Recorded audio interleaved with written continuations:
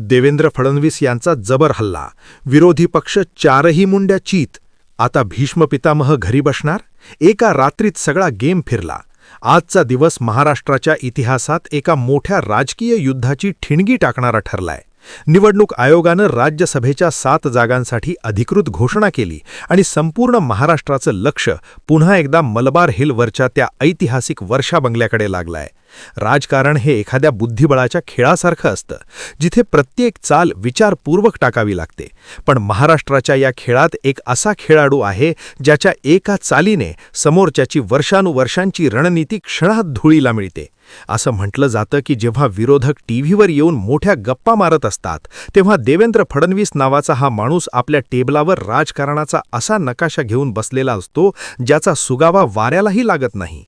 लोक म्हणत होते की शरद पवार साहेब आहेत म्हणजे महाविकास आघाडीचं पारडं जड आहे.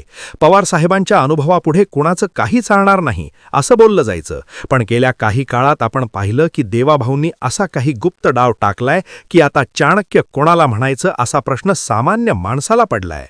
आज आपण उलगडा करणार आहोत अशा एका राजकीय रहस्याचा, जिथे सुनेत्रा पवारांची एंट्री आणि फडणवीसांच्या त्या एका चेकमेटने अख्खी महाविकास आघाडी गाफील राहिली.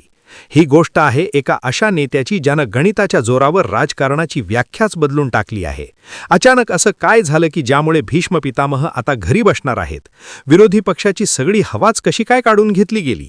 अचानक असा काय डाव टाकला की ज्यामुळे आता तोंड दाखवायलाही जागा राहिली नाही? सगळ्या प्रश्नांची उत्तरे मिळण्यासाठी हा व्हिडिओ शेवटपर्यंत पहा, कारण आज आपण या राजकीय थराराचा पदर दर पदर उलगाडा करणार आहोत. राजकारण हे केवळ खुर्चीसाठी नसतं, तर ते समोरच्याच्या डोळ्यात धूळ फेकून आपली चाल चालण्यासाठी असतं. देवेंद्रजी आज जेव्हा मुख्यमंत्री आणि गृहमंत्री आहेत, त्यांच्या कामाची पद्धत एकच आहे: शांत राहून काम फत्ते करणं. वर्षा बंगला हा केवळ एक पत्ता नाही, तर तो सध्या महाराष्ट्राच्या सत्तेचा कंट्रोल रूम बनलाय. त्या शांत परिसरात जेव्हा रात्री दिवे जागतात, तेव्हा खऱ्या अर्थानं फडणवीसांच्या चाणक्य नीतीची चाकं फिरायला सुरुवात होते. तिकडे दादांच्या जाण्यानं महाराष्ट्रामध्ये एक प्रकारे दुःखाची भावना होती. अधिवेशनं सुरू होती, अर्थसंकल्प येणार होता, सुनेत्रा वहिनींनी शपथविधी घेऊन पदभार घेतला होता आणि त्या देखील काम अगदी प्रखरपणे करत होत्या. पण आता प्रश्न आला होता एका निवडणुकीचा, आणि त्या निवडणुकीच्या अनुषंगानं नाव समोर आलं होतं महाराष्ट्राच्या राजकारणातले भीष्म पितामह शरद पवार यांचं.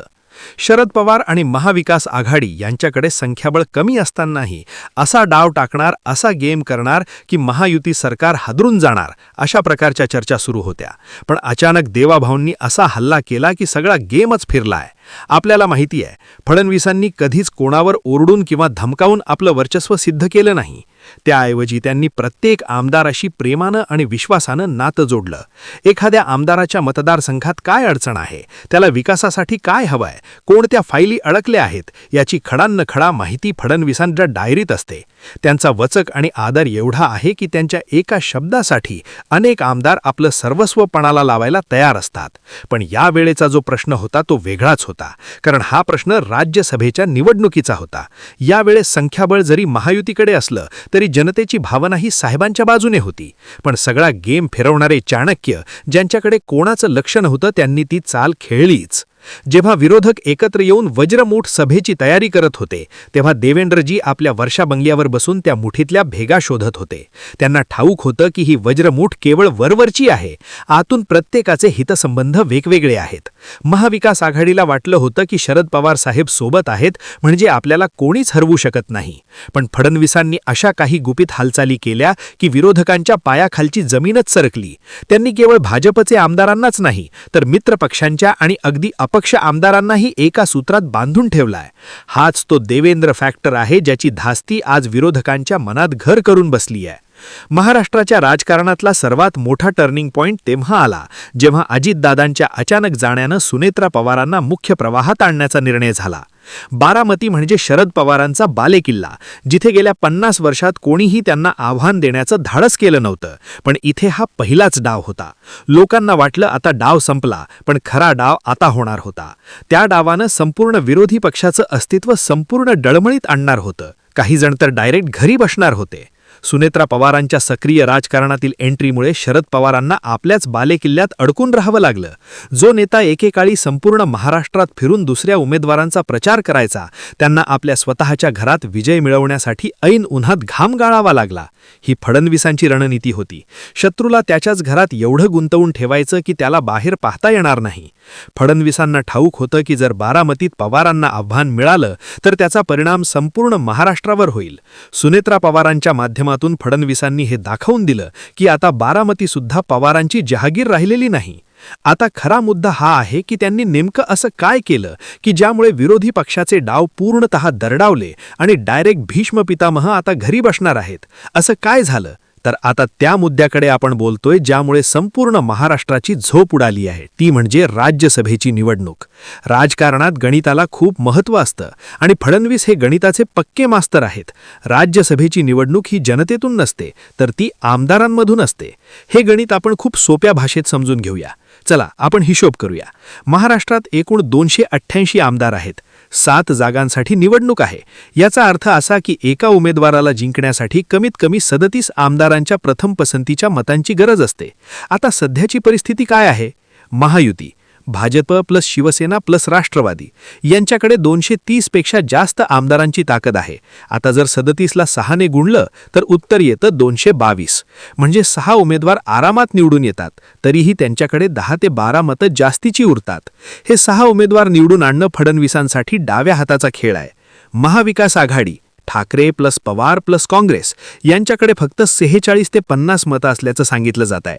37 मतं एका उमेदवाराला दिली तरी त्यांच्याकडे फक्त 9 ते 13 मतं उरतात.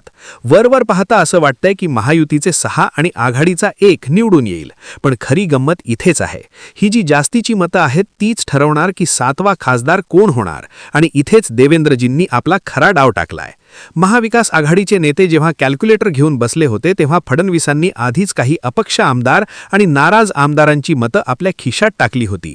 फडणवीसांना ठाऊक आहे की राज्यसभेच्या निवडणुकीत दुसऱ्या पसंतीच्या मतांची किती महत्त्वाचं आहे. त्यांनी अशा पद्धतीने फिल्डिंग लावली आहे की महाविकास आघाडीची हक्काची मतं फुटण्याची दाट शक्यता आहे.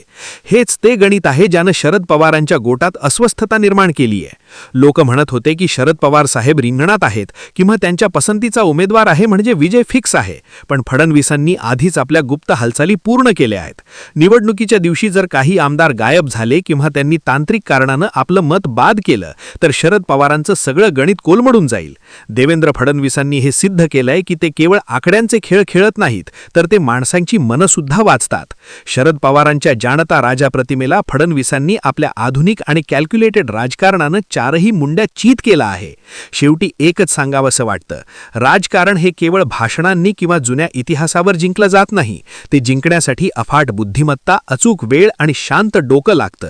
देवेंद्र फडणवीसांनी हे सिद्ध केलंय की ते आजच्या युगाचे खरे ग्रँड मास्टर आहेत. शरद पवारांसारख्या दिग्गज नेत्याला त्यांच्या घरात आणि त्यांच्या गणितात हरवणं ही काही साधी गोष्ट नाही. पण लक्षात ठेवा, ही केवळ राजकीय विश्लेषणावर आधारित शक्यता आहे. अंतिम निकाल लागेपर्यंत काहीही होऊ शकतं. आता प्रश्न तुमच्यासाठी आहे. तुम्हाला काय वाटतं? 7वी जागा कोणाच्या खिशात जाणार? महायुती की महाविकास आघाडी? तुमचं मत कमेंटमध्ये नक्की सांगा.